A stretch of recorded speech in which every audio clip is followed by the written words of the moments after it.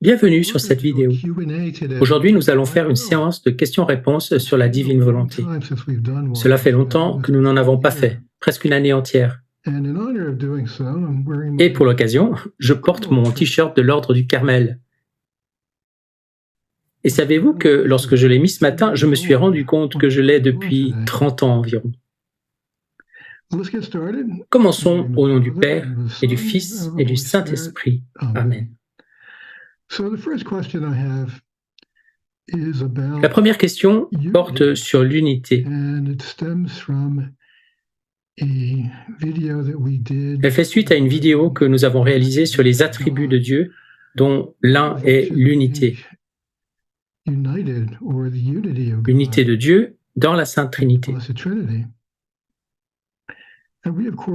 Or, nous, bien sûr, quand nous commençons à vivre dans la divine volonté, bien, nous commençons aussi à recevoir en partage les attributs de Dieu, et donc aussi l'unité. Et la question est donc la suivante. En ces temps de division, comment atteindre l'unité ? Et c'est une très bonne question. Je pense que nous l'avons un peu abordé dans la vidéo concernant l'unité en tant qu'attribut de Dieu, mais nous ne l'avons pas vraiment approfondi. Je dirais donc que la raison de la division actuelle, c'est que nous vivons un état d'apostasie dans l'Église, où tant de gens se sont éloignés de la foi.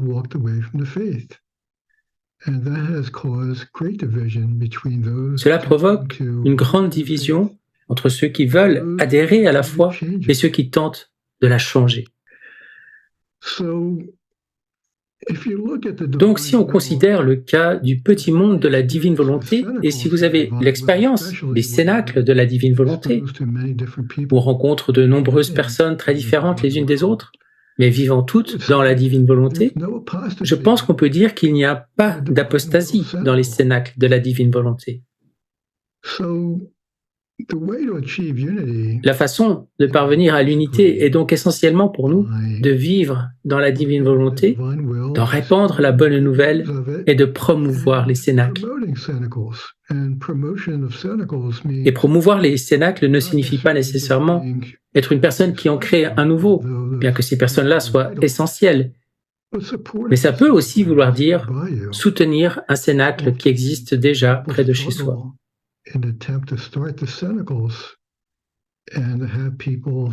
Souvent, les gens s'efforcent de lancer un cénacle et ont de la peine à faire en sorte que les gens s'y impliquent vraiment, afin d'avoir un cénacle qui dure longtemps et qui ait une participation suffisante.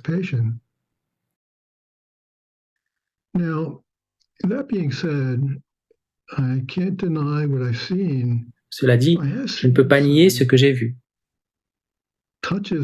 J'ai vu quelques traces de division au sein même de la communauté de la divine volonté. Et je ne pense pas que ce soit intentionnel ou que ce soit associé à l'apostasie. Cependant, je vois certaines cliques, disons, des cliques qui se développent. Où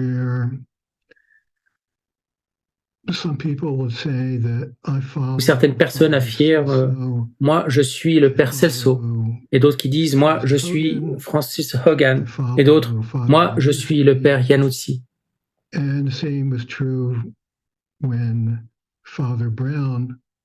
Il en allait de même lorsque le père Brown était parmi nous, ou bien Thomas Fahy, pour parler du monde anglophone.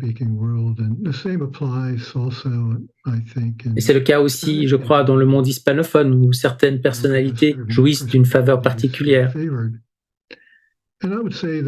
Et je dirais que si vous faites ainsi, si vous ne faites que suivre exclusivement une personnalité, ce n'est pas une bonne façon d'approcher la divine volonté. Il n'y a rien de mal dans ces personnes que j'ai citées. En fait, je les ai toutes écoutées et j'ai appris de chacune d'entre elles. Et ce devrait être l'approche de toute vraie communauté. Ne pas s'enfermer dans un suivi exclusif de telle ou telle personnalité, aussi excellente soit-elle. Et d'ailleurs, j'espère que personne ne le fait avec moi-même. Je vous recommande vivement d'élargir vos horizons en écoutant plusieurs personnes. Et ce même s'il se peut bien que vous appreniez plus d'une personne que d'une autre. Comme je l'ai dit, j'ai appris de toutes les personnes que j'ai citées précédemment. Et cette approche, ce cloisonnement des gens que je vois parfois dans la divine volonté rappelle ce qui se passait au premier temps de l'Église dans le Nouveau Testament, quand les gens ont commencé à dire « Moi, j'ai été baptisé par Paul, moi j'ai été baptisé par Pierre, j'ai été baptisé par Matthieu ». En réalité, tous ont été baptisés dans le Saint-Esprit. Or, la divine volonté vient de Dieu, de la Sainte Trinité. C'est là sa source. Et ceux qui la soutiennent ou la promeuvent et qui font du bon travail, comme les personnes que j'ai mentionnées, ne sont pas la source de la divine volonté. Elles ne sont en fait que les instruments de l'évangélisation de la divine volonté. Of evangelizing the divine will. Now, ce qui est intéressant à propos de l'unité, j'ai mentionné avant que la source de celle-ci est la Trinité.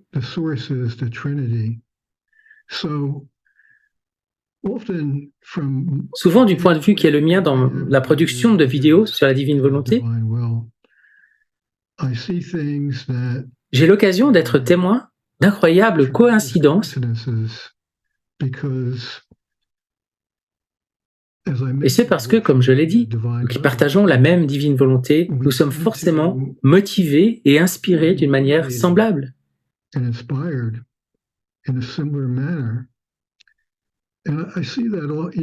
je vois que, même avec des gens qui ne vivent pas explicitement dans la divine volonté ou qui ne la promeuvent pas, je constate parfois d'énormes coïncidences dans ce que nous faisons. Et je vais vous en donner un exemple qui vient de se produire. Je suis tombé récemment sur une encyclique et j'ai pensé que ce serait un bon texte à lire dans l'une de mes vidéos. Et j'allais y consacrer une courte vidéo, peut-être une vidéo de 5 minutes, à ce propos. Et cette encyclique, je ne vais pas préciser de laquelle il s'agit pour ne pas permettre l'identification de la personne concernée.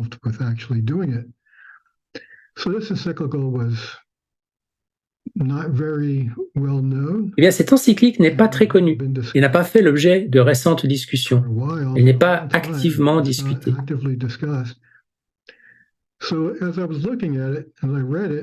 Et cependant, le lendemain du jour où je l'avais justement repéré et l'avais lu en me disant « il faut que j'en fasse une vidéo », le lendemain même, quelqu'un publiait une vidéo faisant exactement cela. C'était très surprenant pour moi. Et ce genre de choses arrive tout le temps. L'autre coïncidence, mais je dirais que ce n'est pas vraiment une coïncidence, c'est plutôt une manifestation de l'unité dans la divine volonté, parce que nous partageons la même et unique volonté de Dieu, comme je l'ai dit. Donc c'est à propos d'une vidéo de Francis Hogan que nous avons ensuite publiée ici. Or, avant cela, j'avais peut-être regardé en tout et pour tout 1 heure, probablement moins de 2 heures de son travail. Elle fait un excellent travail. Et j'aime la façon dont elle relie la Bible à la divine volonté, parce qu'elle a ce bagage en tant que théologienne bibliste. J'ai donc écouté son introduction aux écrits de Louisa pour la première fois il y a environ 3 semaines. Et j'ai été frappé par la correspondance entre ce qu'elle dit et ce que j'avais eu l'occasion de dire par le passé dans mes propres vidéos. Et ce n'est pas pour me mettre sur un pied d'égalité, sur le même plan avec Francis Hogan. Ce n'est absolument pas le cas. Mon travail est bien minuscule à côté de tout ce qu'elle a fait et accompli. Je suis comme une goutte d'eau par rapport à l'océan, pour ainsi dire. Mais c'est parce que nous lisons le même auteur, c'est-à-dire Jésus, dans ses dialogues avec Luisa Picarreta, et que nous sommes également inspirés par la même divine volonté. Et là où se trouve cette inspiration, et là où les gens essayent activement et sincèrement de vivre dans la divine volonté, la désunion, le manque d'unité sont très très peu probables.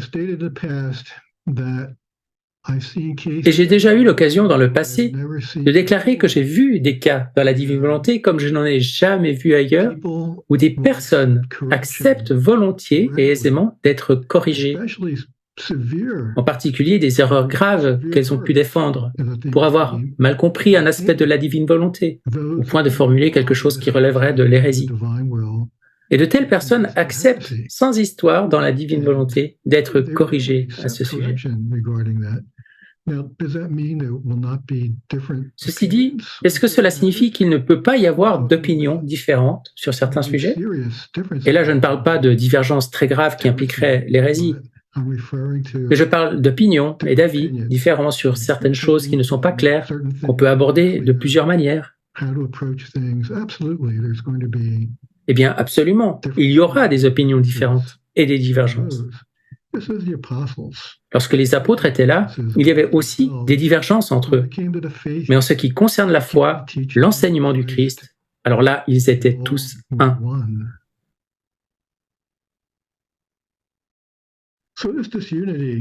Donc cette désunion, regardez-la comme le fruit pourri de l'apostasie, de l'obscurité dans laquelle nous nous trouvons aujourd'hui. Pour en revenir à la question, je ne voudrais pas paraître trop cavalier, mais l'approche ne peut être que celle-ci. Quand il y a de l'obscurité, il faut allumer la lumière. Et allumer la lumière signifie ici promouvoir la divine volonté, établir des cénacles et diffuser les enseignements sur la divine volonté.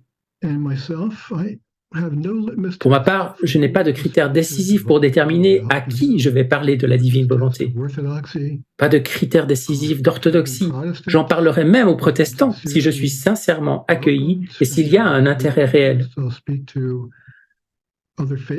J'en parlerai à ceux d'autres religions, aux juifs et même aux musulmans. À quiconque se montre intéressé, je suis prêt à parler de la divine volonté.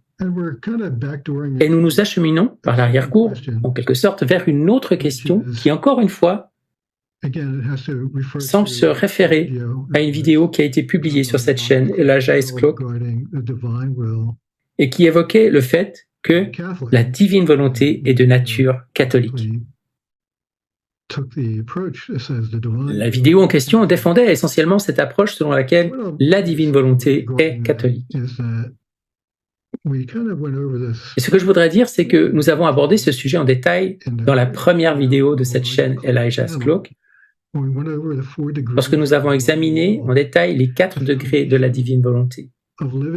Et la base, le fondement de la vie dans la divine volonté, c'est ce qui est appelé dans cette vidéo être un bon catholique. Maintenant, si vous commencez le chemin vers la divine volonté et que votre vie n'est pas celle d'un bon catholique, si vous avez une autre foi ou si vous appartenez à une autre dénomination, eh bien je dirais que vous pouvez certainement commencer de cette façon. Mais si vous persistez, eh bien vous finirez par devenir catholique. C'est une réponse courte, mais je pense qu'elle est exacte. Question suivante. Je reçois souvent cette question d'ailleurs, qui porte sur les 4 degrés. Et cette question concerne le 4e degré. La question est la suivante. Adam n'a-t-il pas vécu au 4e degré? Et n'a-t-il pas chuté? Et très peu de gens vivent au 4e degré, n'est-ce pas?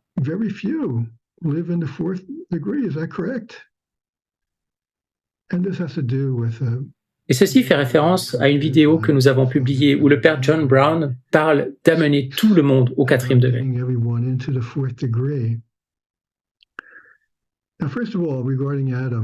Alors tout d'abord, en ce qui concerne Adam, vivant au 4e degré et échouant ou chutant dans le péché, après avoir été au 4e degré. Cela rejoint ce que je viens de dire à propos des différentes opinions. Il y a différentes opinions sur la question de savoir si Adam a vécu au 4e degré ou non.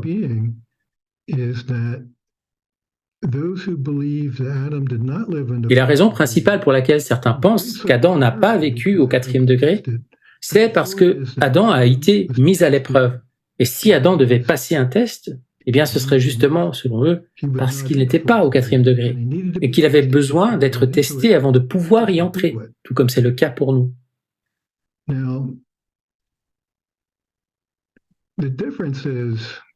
Or, si on compare la situation d'Adam avec la nôtre aujourd'hui, il y a une grande différence. Adam est né avec et dans la divine volonté. Nous sommes nés dans le péché, séparés de la divine volonté. Pour ma part, je suis de l'opinion qu'Adam est né au 4e degré.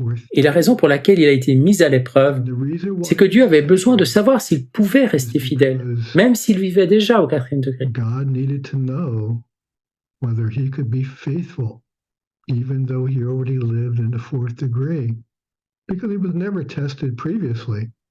Parce qu'il n'avait jamais été testé auparavant. Et Jésus parle beaucoup à Louisa de la mise à l'épreuve, du test.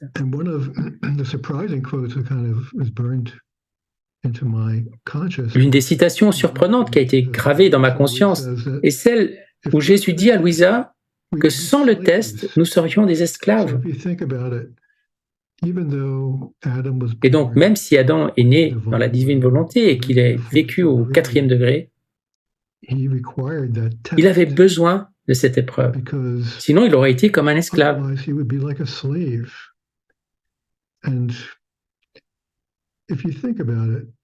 Et si l'on y réfléchit, le véritable amour doit être soumis à une sorte de test.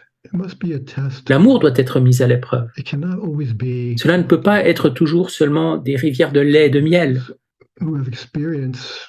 Et ceux qui en ont fait l'expérience, prenons le mariage comme un bon exemple, savent que les difficultés rendent le couple plus fort et leur amour plus fort. Il en va de même pour l'âme lorsqu'elle est mise à l'épreuve.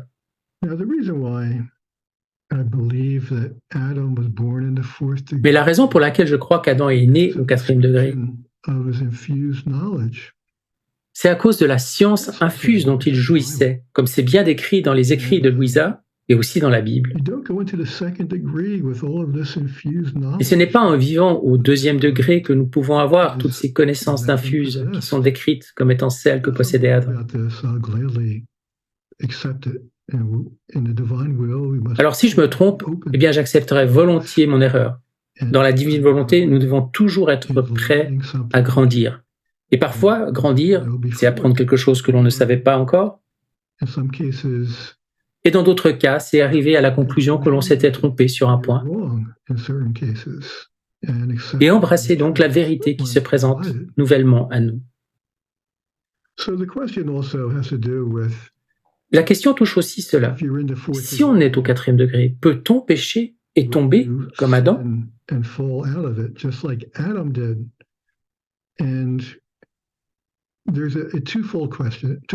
La réponse à cette question est double. D'une part, parce que nous avons le libre arbitre, il nous sera toujours possible, ici-bas, de pécher.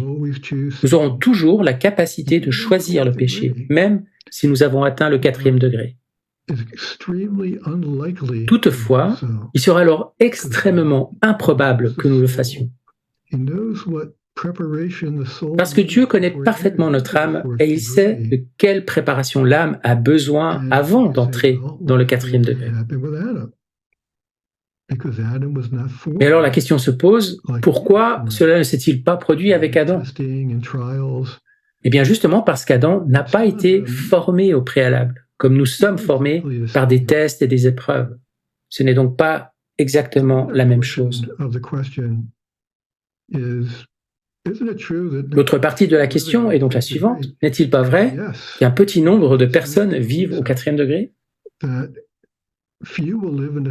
Et c'est exact, Jésus dit à Louisa que ceux qui vivront au 4e degré seront peu nombreux, parce qu'il nous est très difficile de renoncer aux choses auxquelles nous attache la volonté humaine. Et je crois que je l'ai déjà mentionné ailleurs, j'ai été quelque peu déçu d'apprendre cela. J'espérais que peut-être nous pourrions un jour tous vivre au 4e degré, mais apparemment, il n'y en aura que quelques-uns. Donc je suppose que sous-jacente à cette question se trouve l'idée que, dans la mesure où très peu de gens atteindront un tel niveau, y arriver est probablement hors de notre portée. Cependant, nous ne devrions jamais adopter une telle attitude. Ce serait comme si un étudiant se disait qu'il est très difficile d'avoir des A, c'est-à-dire la meilleure note dans le système scolaire américain, et que, de toute manière, très peu nombreux sont ceux qui obtiennent des A. Alors pourquoi même s'efforcer d'en obtenir? Et dans la vie spirituelle en particulier, c'est une approche terrible, parce que nous sommes jugés sur notre intention et non pas sur les résultats. Nous voulons donc pouvoir dire à Dieu, quand nous le verrons face à face, « J'ai essayé, je n'ai pas pu y arriver, mais j'ai fait de mon mieux pour essayer de vivre au 4e degré. » Car nous ne voulons pas avoir à dire « Le 4e degré m'était peut-être accessible, certes, mais comme c'est très difficile d'y arriver, je ne pensais pas pouvoir y arriver, et donc je n'ai même pas essayé. » Vous voudriez plutôt être de ceux qui peuvent dire « J'ai essayé. » Et le mérite vous sera accordé en fonction du fait que vous avez essayé, et non pas du fait que vous avez réussi. C'est sur l'intention que nous sommes jugés, pas sur nos résultats. On peut prendre le même exemple avec un élève. Il y a peut-être un élève qui n'est pas aussi doué que d'autres et qui peut faire beaucoup d'efforts pour avoir des bonnes notes, et un autre élève peut être doué pour les études, capable d'avoir des A, mais il ne s'en donne pas la peine. Eh bien, en tant que parent, vous serez certainement plus satisfait du premier qui a essayé et qui n'a pas eu de bonnes notes, que de celui qui aurait pu avoir de bonnes notes, mais qui n'a même pas essayé.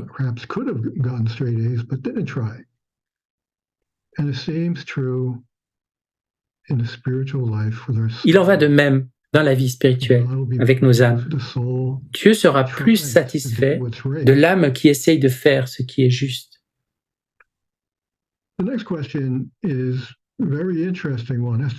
La question suivante est très intéressante. Elle concerne le fait de refaire les actes. Je n'ai jamais réalisé de vidéo sur le fait de refaire des actes car le père Yanouchi a réalisé une vidéo fantastique à ce sujet et je pensais qu'il avait tout couvert. Mais j'ai reçu cette question et c'est un aspect que le père Yanouchi n'a pas abordé dans sa vidéo. La question donc est la suivante. Est-ce que refaire un acte dans la divine volonté change l'acte original? Et j'ai quelques passages des écrits à vous lire à ce sujet. Je ne vais pas alourdir mon intervention de trop de lectures parce que je veux encore aborder d'autres questions. Mais la première lecture est une description de ce que Jésus a fait quand il a refait les actes. Et c'est dans le volume 4, le 2 août 1902. Jésus béni a refait pour tous en général et pour chacun en particulier tout ce que chacun est obligé de faire envers Dieu, de telle sorte qu'il a adoré Dieu pour chacun en particulier. Il a remercié, réparé, glorifié pour chacun. Il a loué, souffert, prié pour chacun. Et j'ai compris, dit Louisa, que tout ce que chacun doit faire a déjà été fait auparavant dans le cœur de Jésus-Christ. Et puis il y a cette formulation de la question même dans le volume 28, le 12 mars 1930. Si je suis capable de rassembler tout ce que les créatures ont fait et de tout enclore dans le divin vouloir, leurs actes ne se changeront-ils pas en actes de la divine volonté? C'est Louisa qui pose cette question. Et voici la réponse de Jésus. Ma fille, dans tous les actes des créatures, chacun possède sa semence selon la façon dont il a été accompli. Si l'acte n'a pas été fait dans mon divin fiat, il ne possède pas sa semence de mon fiat. Par conséquent, il ne sera jamais un acte de ma volonté. Ce passage peut être interprété de plusieurs façons. L'une d'elles est que Jésus se réfère seulement à l'acte original avant qu'il ne soit refait, par quelqu'un qui vit dans la divine volonté. I'm sorry, that's not redone by someone living in the divine will. But I don't believe that's what it says. Mais je ne crois pas que ce soit le sens de ce qu'il dit ici. The interpretation that I have for that, Mon interprétation est que l'acte original lui-même, même si vous le refaites dans la divine volonté, doing it in a divine will, the original act l'acte original ne devient pas divin, mais reste tel qu'il est. but stays as it is. And I think I provided examples Et je crois que j'ai déjà eu l'occasion de donner un exemple. on the Il s'agissait d'une interprétation de la parabole des ouvriers envoyés à la vigne. where and it wasn't exactly En fait, il ne s'agissait pas exactement de cette parabole, connue en français comme celle des ouvriers de la dernière heure, where workers mais plutôt d'une sorte de variation de celle-ci, dans laquelle un ouvrier est censé fournir un boisseau entier, mais n'en fournit qu'un demi-boisseau à la fin de la journée. Les autres ouvriers, voyant le mécontentement du maître et croyant que ce mécontentement s'étendra à tous les ouvriers, recueillent un boisseau supplémentaire. So that additional bushel Ce boisseau supplémentaire est donc l'acte qui a été refait. was redone.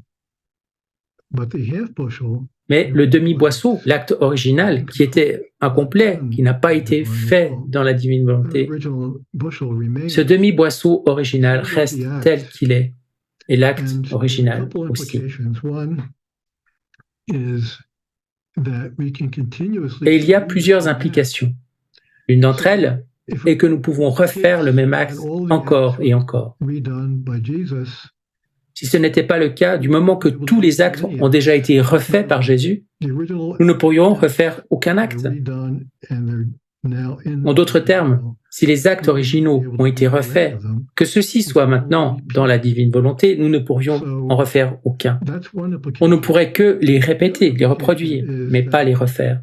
If you C'est donc une première implication. acts of an individual, L'autre implication est que si vous refaites les actes d'un individu du passé, et supposons que dans son jugement particulier, il a été jugé que cet individu n'irait pas au paradis, que cette personne est condamnée à l'enfer. Prenons cet exemple. and you redid all your acts of their life, Eh bien, si vous refaites tous les actes de sa vie, vous serez la justice si tous ces actes sont devenus des actes divins et que lui soit en enfer. does not change.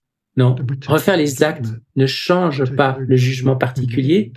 Le jugement particulier demeure inchangé, et il demeure ainsi parce que l'acte original demeure également inchangé.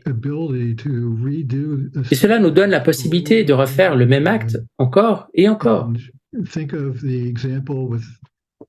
Pensez à l'exemple d'un maître dans une vigne qui, au lieu de recevoir un demi-boisseau,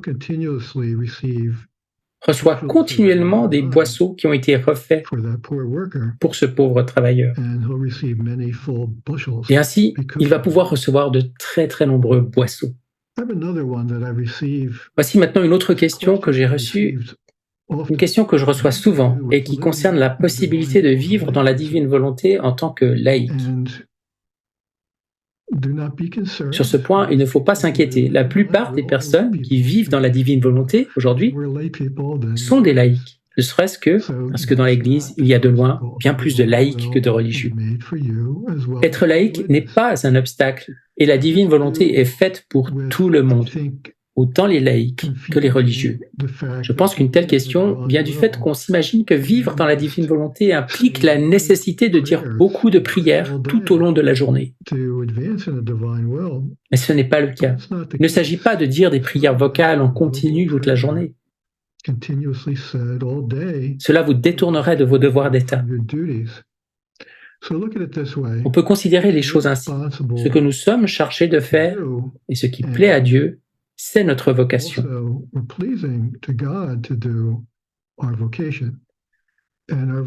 Et notre vocation peut être une vocation laïque ou une vocation religieuse.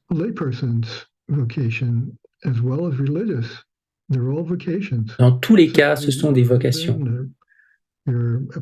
Être un mari, un parent, une sœur, un frère, un ami, un prêtre ou un évêque, tout cela, ce sont des vocations. Et votre vocation est la volonté de Dieu pour vous, même si vous vous trouvez dans des circonstances difficiles.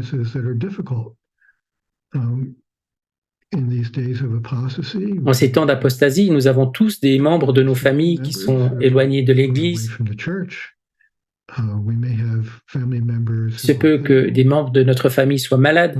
may have family members who provide us. Nous pouvons avoir des membres de la famille qui sont pour nous cause de difficultés, par exemple en nous prenant beaucoup de temps. All of that work, or all of those interactions. Eh bien, tout ce travail, toutes ces interactions dont je parle, sont des occasions de vivre dans la divine volonté. So, as you perform those duties, Ainsi, lorsque vous accomplissez ces tâches, lorsque vous entretenez ces relations, in the divine will, if you're si vous vivez dans la divine volonté, vous ferez tout cela dans la divine volonté. It has to go with Saint Teresa of Avila, Et cela rejoint Sainte Thérèse d'Avila, une carmélite, docteur de l'Église. doctor of the church. She has a saying Elle avait un dicton devenu très célèbre qui dit « On peut trouver Dieu parmi les casseroles et les poêles ».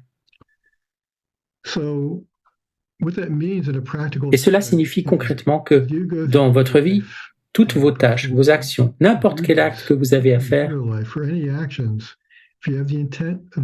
si vous avez l'intention de le faire dans la volonté de Dieu, vous vivez dans la volonté de Dieu. Sainte Thérèse de Lisieux disait aussi que si vous ramassez une épingle par amour de Dieu, alors vous avez investi ce simple acte d'une grande valeur parce que vous l'avez accompli d'une manière qui plaît à Dieu. Et vous en avez fait une véritable prière. Et rappelez-vous que dans la divine volonté, les prières sont des actes. Il y a en fait une certaine unification entre prière, volonté et acte dans la divine volonté. Toutes vos prières sont des actes, tous vos actes sont des prières, et le mouvement de votre volonté elle-même, votre intention, est également prière et acte. Et donc avoir une vocation de laïc, de sœur, de frère, de mère, de fils, n'empêche nullement de vivre dans la divine volonté. En fait, ce sont plutôt des occasions, des opportunités pour vivre dans la divine volonté. Et maintenant, une autre question. En fait, j'en ai encore plusieurs, mais je ne suis pas sûr que nous aurons le temps de toutes les aborder aujourd'hui. L'une d'elles concerne la conversion de l'Angleterre et fait référence au volume 12 des écrits de Louisa à la date du 16 octobre 1918. Nous en avons parlé dans une vidéo qui a été publiée. Il y a aussi d'autres prédictions faites par d'autres personnes sur la conversion de l'Angleterre. Et quelqu'un m'a appris qu'un autre saint avait également fait une prédiction dans ce sens, ce dont je n'étais pas au courant. Il s'agit de Saint Dominique Savio. Et cette conversion a également été prophétisée par Saint Jean-Marie Vianney, ainsi que dans des locutions reçues par le Père Gobi. Et Notre-Dame de la Salette l'a également prédit d'une manière très puissante. Or, la question est posée en raison du caractère très improbable d'un tel événement. Il semble effectivement incroyable que l'Angleterre puisse retourner un jour dans le giron catholique. Oui, certes, ça paraît totalement incroyable, et cela nous semble improbable peut-être, mais tout peut arriver si c'est la volonté de Dieu. Ainsi, ce qui nous semble improbable peut être facilement réalisé par Dieu. Pensons à quelques personnages improbables du passé que Dieu a convertis en saints. On peut penser à Saint Paul. C'était un persécuteur de chrétiens, comme en témoigne la Bible, qui montre aussi à quel point la conversion de Saint Paul a été puissante. Et si Dieu peut prendre quelqu'un qui persécute les chrétiens, et qui persécute Jésus lui-même, comme Saint Paul l'apprend de la bouche même du Christ, « Paul, pourquoi me persécutes-tu » et qu'il peut en faire un grand saint et un grand apôtre, alors Dieu peut faire tout ce qu'il veut avec n'importe quelle âme. Un autre exemple est celui de Bruno Cornacchiola. C'est le voyant de Tréfontanet à Rome, où il a reçu un merveilleux message de notre Sainte Mère en 1947. et a continué à recevoir des locutions jusqu'à sa mort. Il s'est converti sur le champ, et avant cela, il détestait le catholicisme de manière très virulente, pas seulement parce qu'il n'aimait pas le catholicisme, mais parce qu'il agissait et prêchait activement contre le catholicisme. Il avait également un projet, croyez-le ou non, celui d'assassiner le pape. Or, Bruno a été converti sur le champ. Il est devenu un homme très saint.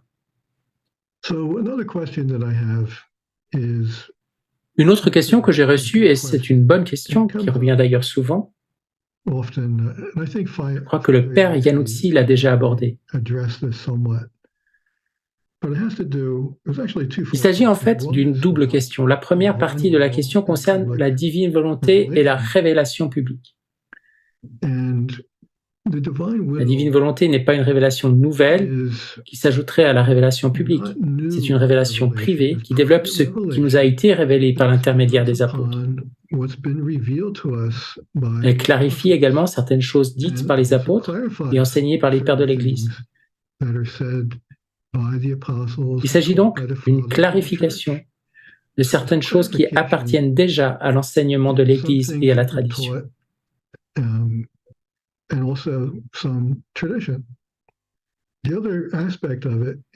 L'autre aspect de la question, qui est en quelque sorte le revers de la médaille,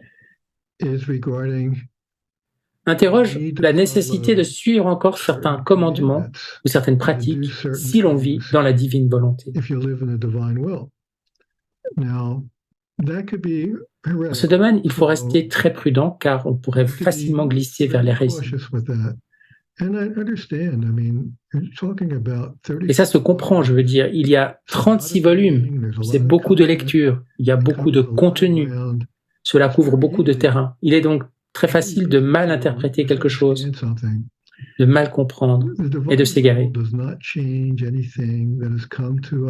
La divine volonté ne change rien à ce qui nous vient du passé. En d'autres termes, il ne change pas la nécessité de vivre les commandements, de participer au sacrement, d'aller à l'église ou d'être un bon catholique. En fait, toutes ces choses sont les fondements nécessaires pour vivre dans la divine volonté. Et vous devez les pratiquer pour bien vivre dans la divine volonté. À cet égard, je vais citer le père Elijah des moines bénédictins de la divine volonté. La divine volonté est catholique. Comme je l'ai dit, si vous commencez comme quelqu'un qui n'est pas catholique, et je connais quelqu'un qui a été dans ce cas, vous finirez par devenir rapidement catholique. Si vous vous efforcez d'entrer dans la divine volonté, vous découvrirez que, comme je l'ai dit, elle explicite les enseignements transmis au cours des siècles. Et on ne peut pas vraiment embrasser ces enseignements de la divine volonté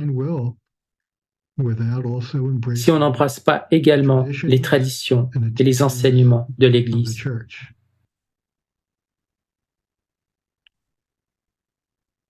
Voilà, j'espère que vous avez apprécié cette vidéo et comme toujours, que Dieu vous bénisse.